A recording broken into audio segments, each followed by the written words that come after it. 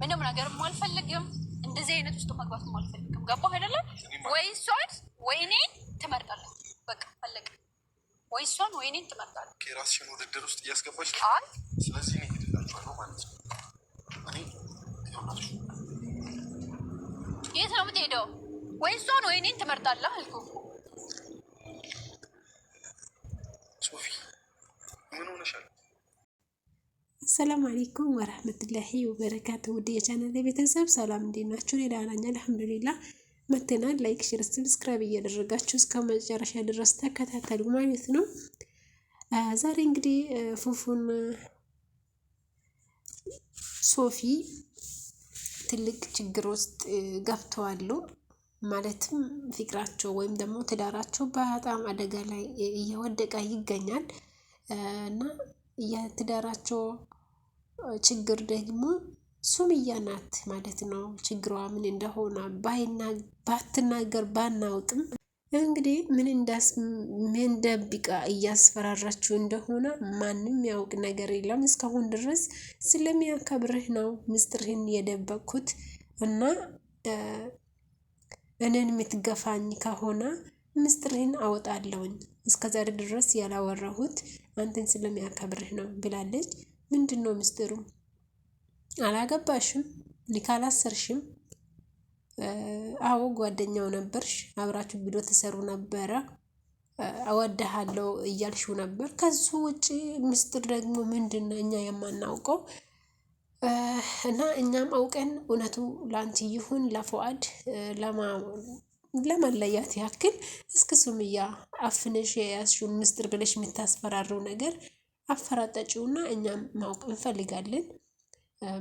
ምክንያቱም በማይሆነው ምክንያት እየመጠሽ የፉአድና የሶፊያን ፍቅራቸውን ወይም ደግሞ ትዳራቸውን አታበላሽም።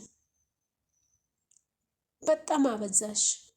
የእውነት ምን ነው የሰው ደስታ ያንክል ያንጨራጨርሻል ማለት ነው። አይከብድሽም? እና ፉአድ ደስተኛ ሆኖ ማስለን አንድ ሰው ለሚወደው ሰው ደስታውን ይመኛል።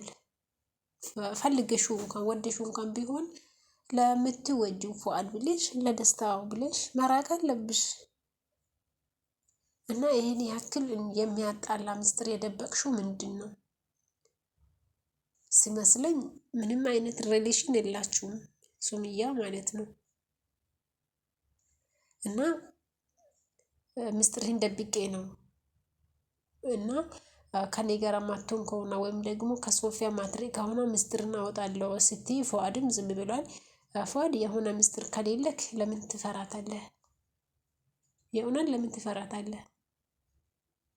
የፈለገችውን ታውራ ማለት ለሶፊ መጀመሪያ አስረዳት። ችግር ካለ የሁለታችሁ ህይወት የሚበላሽ ነገር በሱምያና በአንተ መካከል ለተፈጠረ ችግር ካለ ለሶፊ አስረዳት።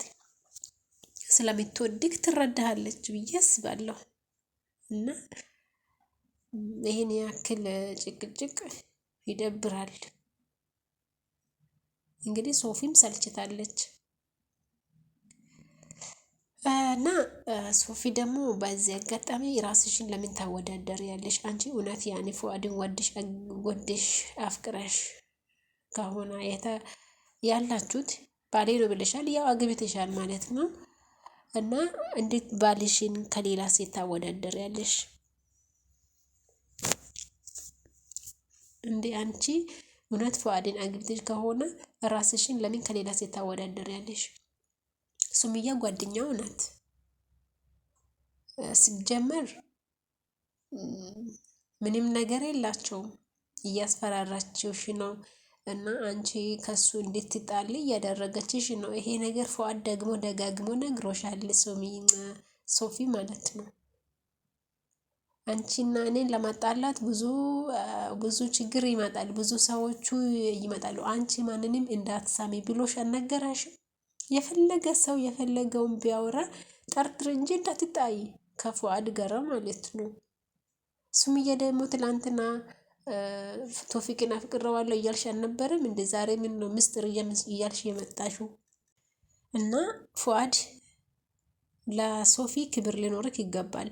ምክንያቱም ትዳር ማለት ህይወት ነው፣ ክብር ነው እና ማንም እየመጣ የሚገባበት እና የሚወጣበት መድረክ አይደለም። የእናንተ ህይወት ራሳችሁ ማስተካከል ያለባችሁ ነው። ደግሞ ይደብራል። ሶስተኛ አካል እያስገባችሁ ህይወታችሁን መበጥበጥ የእውነት ይደብራል። ሱምያ ደግሞ ያለሽን ነገር አፈራጥጪውና ካላስ ተገላገኝ እኔም አገላገኝ እና ሶፊ አንቺም ራስሽን ምርጫ ውስጥ አታስገቢ። አንቺ ተመራጭ ነሽ እንጂ አማራጭ እንድትሆኝ አትፍቀጂ። ለማንንም ደግሞ አንቺ እውነት ፏድ የምትወጂ ከሆነ ቦታ ማስጣት የለብሽም ብዬ አስባለሁና ሱምያ ልታጣላችሁ ልታለያይሽ ፈልጋ ነው። ጭራሽ ሞኝ ነሽ እኮ አለችሽ። የቱ ጋር ነው ሞኝነትሽ? የእሷን ነገር ሰምተሽ ከሱ ጋር መጣላትሽ መሰለኝ። እና ፏድ ሲጀመር ምንም ይሁን ምን በአንቺ በኩልም በእኔ በኩል የሚመጡትን ነገሮች አንቺና እኔ ችለን ተቻችለን እናልፋለን። ማናችንም የማንንም ወሬ ማስማት የለብንም። እኔንና አንቺን ሊያለያዩ ሊያጣሉ ብዙ ነገሮቹ ይመጣሉ ብሎሻል። እና ሱምያም እኮ ከራሷ ሳይሆን ከራስ ተነስታ ነው በቃ እናንተን ለማለያያት ስላልተሳካት እናንተ እንድታጣላችሁ ነው የተነሳችው እንጂ ምንም አይነት ምስጢር ሊኖራት አይገባም፣ አይችልም ጭምር። እና ሁለታችንም መለያያት የማይችል ምስጢር አለ ብላለች። ምን ነው እኛ ሳናውቅ ልጅ አላችሁ እንዴ? ዩቱበሮቹ እኮ ማለት ነው ከየት እንደምታመጡት ባናውቅም በልጅ ነው የምታስፈራሩት እንግዲህ። እና ሱሚ አንቺና ፎፉን መለያት የማይችል ነገር ምንድን ነው? ይህን ያክል ያስፈራራሹ? በኮንፊደንስ እኮ ነው የምታወሪኝ። እኛ ሳናውቅ ልጅ አላችሁ? መቼም አንድን ሰው መለያየት የማይችሉ በመካከል ልጅ ካለ ትንሽ ይከብዳል። እና በራስሽ በጣም ተማምነሽ ነው እያወራሽ ያለሽው እና እኛ የማናውቀው ነገር ካለ አውሪ። ከሶፊያ ህይወት ውጪ። ሶፊ ደግሞ ካልተዋጠልሽ ሁሌ እየተጣላሽ ሁሌ እየተጋፈጥሽ በቃ የማይሆን ነገር የለም። በሁለት በኩል ሲሆን እንጂ አንዱ በኩል ብቻ የሚጋፈጥ ከሆነ አይሆንም።